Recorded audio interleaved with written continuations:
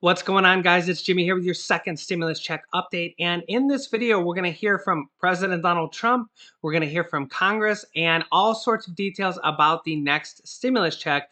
And I also have another program for you guys that is sending out stimulus money right now. I'm going to give you all the details of it in this video. But first, if you're new to the channel, make sure to subscribe down below so you don't miss out on new videos. And make sure to give this video a like down below. It really helps out our channel. First up, President Donald Trump had some strong words to say to Carrots the turkey on the annual turkey pardon for Thanksgiving Day. The winner of this vote was decided by a fair and open election conducted on the White House website. This was a fair election. Unfortunately, Carrots refused to concede and demanded a recount, and we're still fighting with Carrots.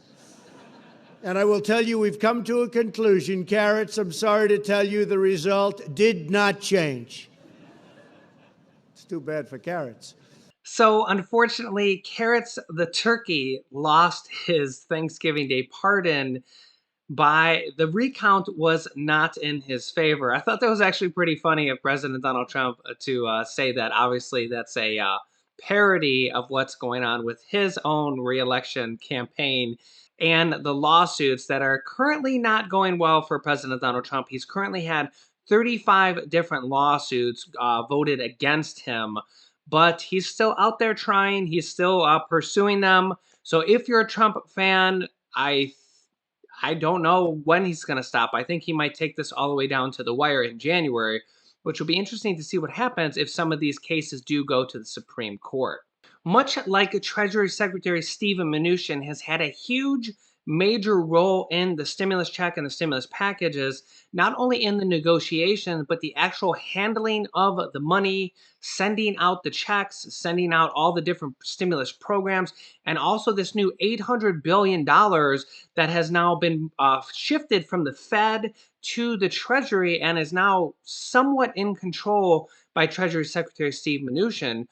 As Joe Biden is choosing his new cabinet members, whether you believe he's going to be the president or not, it's so funny how literally about half the world still believes that Trump is going to be the president, and then the other half of the world believes that Joe Biden is going to be the president. At this rate with 2020, I don't even know, because every time you ask somebody, you get a different opinion every single time. So at this rate, I don't know. Anything can happen. Let me know your thoughts down below in the comments. But regardless, Joe Biden is picking his cabinet right now for who will be in charge of his staff.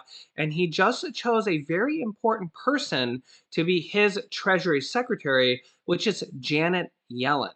Joe Biden has chosen former Federal Reserve Chairman Janet Yellen to be the next Treasury Secretary in his administration. This is really good news in terms of stimulus because she is one of the most outspoken and vocal person for more stimulus into the economy. She considers herself an economist and basically says that more stimulus must be passed immediately. And this is good because if Joe Biden comes in office, or when Joe Biden comes in office, then Treasury Secretary Steve Mnuchin will now be Treasury Secretary Janet Yellen. While this pick of Janet Yellen was applauded by both Wall Street and much of Washington, even by some of President Donald Trump's allies, she is going to be tested in her Senate confirmation hearings. Conservatives will probe her views on stimulus spending, as well as her less confrontational position towards China, a nation many Republicans view as an economic adversary. Now, Janet Yellen has just recently said, quote, "While the pandemic is still seriously affecting the economy, we need to continue extraordinary fiscal support, aka stimulus. We need support for the economy from both monetary and fiscal policy. Monetary policy has already done a huge amount, aka stimulus." She also says it's very important to get the virus under control and that, quote, "I think we need a much more effective effort than we've had. And if we have that, it will be good not only for health, but for being able to open up the economy." Within the last 24 hours, we have now seen over 100 different top economists begging Congress to pass more stimulus. the way the system is set up, if Congress passed them and we said more direct payments, they would be in people's bank accounts within a week. Like, we could really use a shot in the arm right now. It is true, I would like to see a relief package with trillions, S at the end, and yet that doesn't look likely right now, and we can't let the perfect be the enemy of the good. I do think there's a case for getting money to families, getting money to small businesses, especially those in leisure, hospitality, places we know are hard hit. And we have got to get these long-term unemployed through this winter. This is a hard time, and it is unconscionable to cut off money to the hardest hit. But frankly, a lot of Americans are being hit hard. Since this summer, the odds against more relief, there is a heightened partisan environment in Washington, but the American people need more help. And it has become obvious in recent weeks with the case counts mounting, the improvements and people getting back to work are slowing. People need money. They need some support, and Congress knows how to do it. They got to get it done. The first round of the checks that went out earlier this year cost $300 billion. If they were more targeted, it could be a little bit less than that. Frankly, I think targeting is hard right now because millions of Americans have lost income this year, and the IRS does not have it up to date. But whatever we can do to get the money out is worthwhile. It is one part of relief discussions that has a lot of nonpartisan support. It is not that hard. You ask Americans, do you want another $1,200, $500 for a kid? They're going to say yes, and we're going to empower them to use that money for what they need most right now. That is the biggest bang for the buck we could imagine. Now, within the last 48 hours or so, we've been hearing a lot of details and rumors from the Democratic side saying how they're quick to make a deal because they just want to get a deal done before the end of the year, and that they're willing to go smaller on the stimulus package.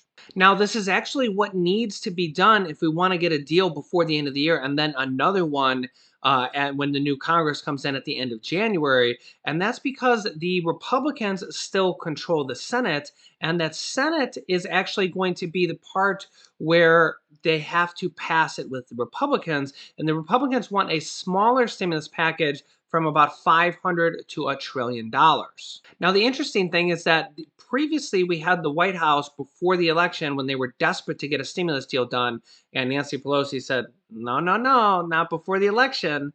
The White House was offering $1.9 trillion. And since then, Democrats have saying, man, we really should have taken that deal because now we don't have a deal.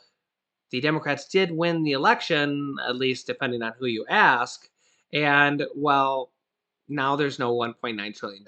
However, if they can get $1 trillion from the Republicans, there's at least $800 billion, actually possibly more, that's sitting out there from unspent CARES Act fund, unspent money from the first stimulus package. So if you add, say, $1 trillion from the Republicans, and then the additional $800 billion plus that is sitting there unspent, you have $1.8 trillion. The Problem Solvers Caucus bill, it was a scaling bill, but it was from $1.6 to $1.9 trillion. That's kind of the middle ground. That's where we could possibly see a deal done before the end of the year. Also, while we're waiting on stimulus from the federal government and from Congress, there are state and local programs, local cities and local counties that are passing stimulus every single day right now. They're using a lot of that money from the CARES Act, which is the first stimulus package, to pass money to their residents. We've gone over dozens of states already. Let me bring you some new programs that I just found today that are passing stimulus to their residents. First up is Roanoke, Virginia is passing stimulus to local businesses and residents.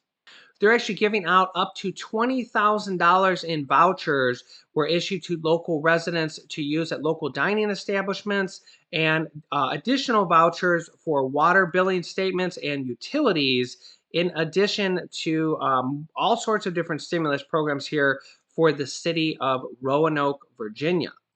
In addition to that, Union City, Georgia is offering stimulus and stimulus packages to their residents also. They're actually doing up to 20,000 different residents are going to get stimulus for Union City, including water payments, utilities, and financial assistance of up to $1,000 per person for utility bills dated between February 1st and September 30th. If you know of any other state, local, city programs that are passing out stimulus, comment them down below so our viewers can see them. If you want to know about a certain area, ask down below in the comments, and I will look into it here for a future video for you guys. We have new states, counties, and cities that are passing stimulus money like utility assistance, mortgage and rent assistance, and actual just stimulus checks, which is all kind of the same thing. They just give you the money to pay for bills and needs. Comment down below what states or cities you want me to look into, and I will read through them. Also, if you're new here, make sure to subscribe and click the bell icon so you don't miss out on new videos with all these new stimulus packages, and share this video so others like you will know what's coming out. And make sure to watch this top video where we announced 5 different people for $100 that we personally gave away through the What's in Our Box contest. And this video teaches you how to start your own business selling products on Amazon FBA. I have dozens of students that have replaced their entire 9-to-5 income by selling products on Amazon, and I teach them how to do that. Click on one of those videos to watch them next. Thanks, guys, and I will see you in the next video.